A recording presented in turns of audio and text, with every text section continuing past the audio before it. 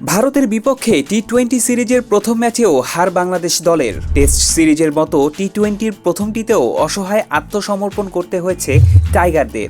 গোয়ালিয়রে 7 উইকেটের বড় ব্যবধানে হেরে সিরিজ শুরু নাজমুল হোসেন শান্তর দলের। এমন হারের পর আলোচনায় বাংলাদেশের পরের 2 ম্যাচের পারফরম্যান্স নিয়ে। দ্বিতীয় টি-20 ম্যাচে আগামী 9 অক্টোবর দিল্লিতে মাঠে নামবে 2 দল।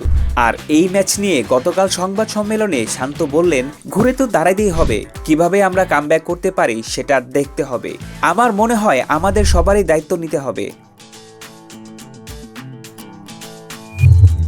গোয়ালিয়রে পুরো ইনিংসেই বাংলাদেশের হয়ে টি-20-র আদর্শ ব্যাটিং করা হয়নি কোনো ব্যাটারের। পঞ্চম ওভারে বরুণ চক্রবর্তীর বলে 2-4 এবং 1-6 আদায় করে নিয়েছিলেন তাওহিদ হৃদয়, নাজমুল হোসেন শান্ত।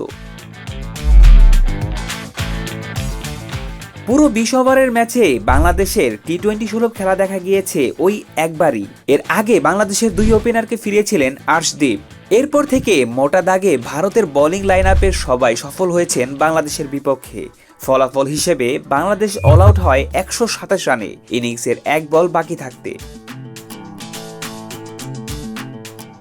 শান্ত মনে করেন তার দলের এই সিরিজেই ভালো করার সামর্থ্য আছে, যদিও সেটা কি করে করতে হবে তা নিয়ে প্রশ্ন আছে স্বয়ং অধিনায়কের মনে।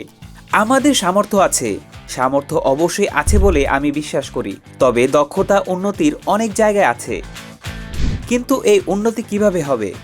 এরপরই অধিনায়ক স্বীকার করে নিয়েছেন গেল 10 বছরে বাংলাদেশের ব্যাটিংয়ের চিত্রটা খুব একটা বদল হয়নি। আমি যদি গত 10 বছর দেখি, আমরা এরকমই ব্যাটিং করে যাচ্ছি, মাঝে মধ্যে হয়তো ভালো ব্যাটিং করি।